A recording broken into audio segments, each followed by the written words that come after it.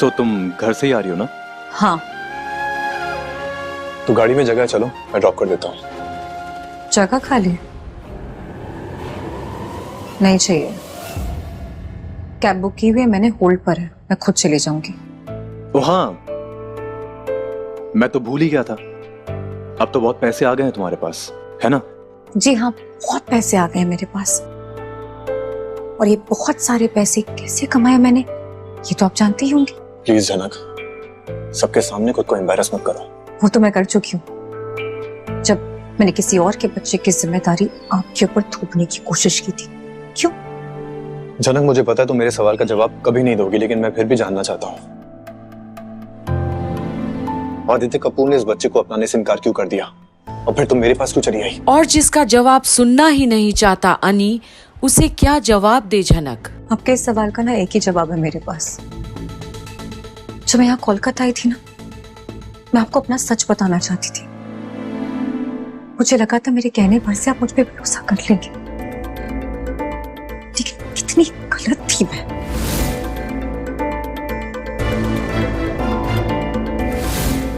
आप तो सब कुछ भुला देना चाहते और उस रात की जिम्मेदारी आप मुझ पर डाल रहे। भूल जाना चाहते हैं? सर जी, झुठला लें जितना झुठलाना है सच को, लेकिन सच बदलेगा नहीं। और ये साबित करूंगी मैं। जनक, जबरदस्ती कोई किसी भी चीज को नहीं भूलता है। हमारे बीच ऐसा कुछ नहीं हुआ था, इसलिए सबके सामने मेरे कैरेक्टर पे सवाल उठाना बंद करो। आप कह रहे हैं कुछ नहीं हुआ, और मैं कह रही हूँ कि हुआ है। इसका ये मतलब है कि मैं आपके कैरेक्टर पे सवाल उठा रही हूँ। ऑफ कोर्स उठा रही हो ना। इल्जाम लगाना मतलब कैरेक्टर पे सवाल उठाना। लेकिन जनक, एक बात समझ लो, तुम इसे कभी साबित नहीं कर पाओगी। और एक बात आप भी समझ लीजिए कि आखिरी सांस तक लड़ूंगी मैं। और अब चुनौती दे दी है जनक अनी को भी कि वो भी उसे कमजोर ना समझे। मुश्किल होगा, हिम्मत लगेगी, लेकिन इस बच्चे के लिए ना मैं इस लड़ाई को जारी रखूंगी। फिर से कह देती हूँ कि मुझे आपके पैसे नहीं चाहिए, ना आपका साथ चाहिए, ना ये चाहती हूँ कि इस बच्चे की जिम्मेदारी उठाएं। सिर्फ इतना चाहती हूँ कि इस बच्चे को अपना नाम दे, अपनाए, और पूरी दुनिया को पता होना चाहिए कि इस बच्चे का बाप कौन है।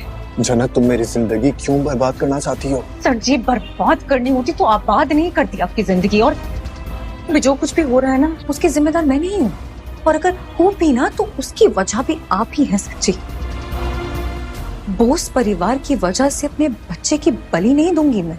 जो कुछ उसकी माँ ने सहा है वो नहीं सहेगा। डिजर्व नहीं करता ये बच्चा।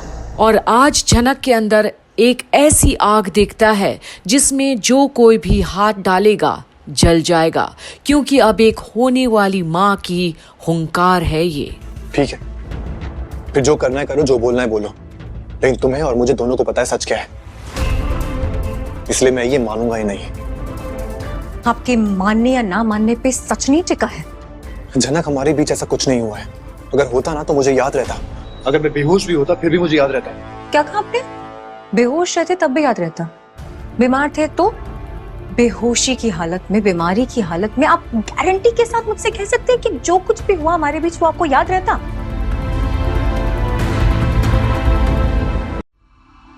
दुनिया के सामने क्रिमिनल बना के रख दिया मुझे। कह सकते थे कि शायद आपको याद नहीं है, शायद ऐसा कुछ हुआ हो, लेकिन नहीं, आपने ऐसा कुछ नहीं कहा।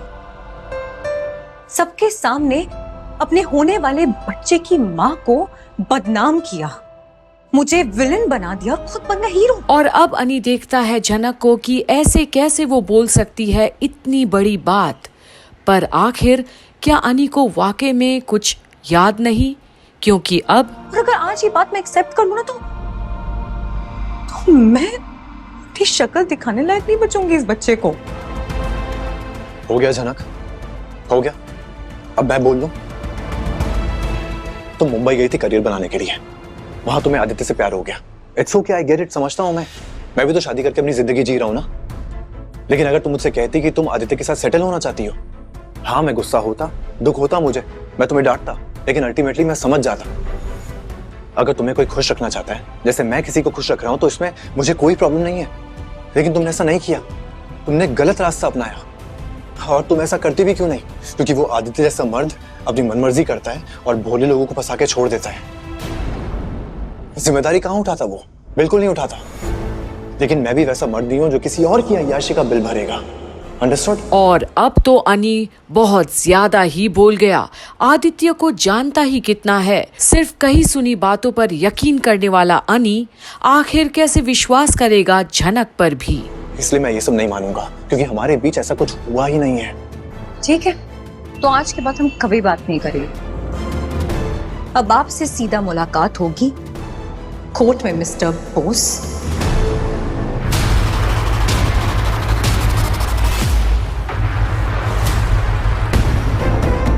तुम फिर से धमकी दे रही हो मुझे। धमकी कैसे? क्यों? अरे सच साबित करने के लिए कानून का सहारा तो लूंगी ना मैं। आज नहीं तो साल भर बाद ये सच बाहर आएगा। जो मेरी माँ ने नहीं किया मेरे लिए, वो मैं करूंगी अपने बच्चे के लिए। एक जिम्मेदार पेरेंट बनूंगी मैं। जनक, ये जो घिनौनी जंग है ना, इसे लड़ना बंद करो। तुम कुछ साबित नहीं कर पाओगी। सबके सामने हारना क्यों चाहती हो तुम? साबित करना या ना करना वो बात की बात है, लेकिन अगर आज ये लड़ाई छोड़ दी मैंने तो मैं जिंदा ही क्यों? और अनी झांकता तो है झनक की आंखों में, पर क्या उसे कोई सच्चाई नहीं दिखती वहां अब? ठीक है, सब छोड़ छाड़ के बैठ जाती हूँ और फिर इंतजार करती हूँ अपनी मौत का। इतनी जिद मत करो जनक। जिद कर रही हूँ क्योंकि जायज वजह है मेरे पास।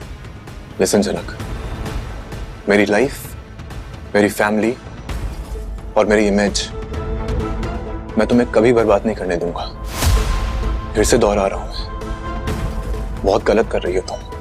मैं किसी का परिवार बर्बाद करने के लिए नहीं आई हूँ, और उस परिवार को कैसे बर्बाद कर सकते हैं जिसकी नींव इतनी कमजोर हो।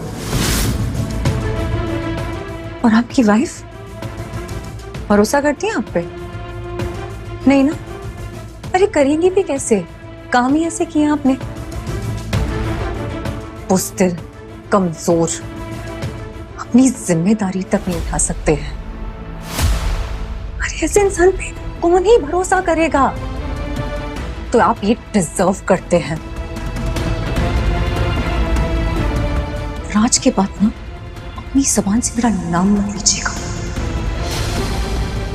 Get it, mister Bose?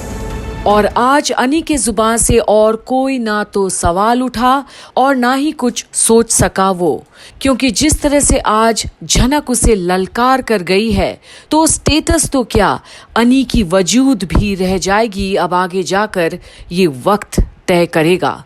देखते रहिए कंप्लीट बॉलीवुड पर झनक की सारी अपडेट्स, क्योंकि पहचान हजारों रिश्ते बना देती है, मुस्कान हजारों गम भुला देती है, लेकिन गलतफहमी हजारों सपने जला देती है।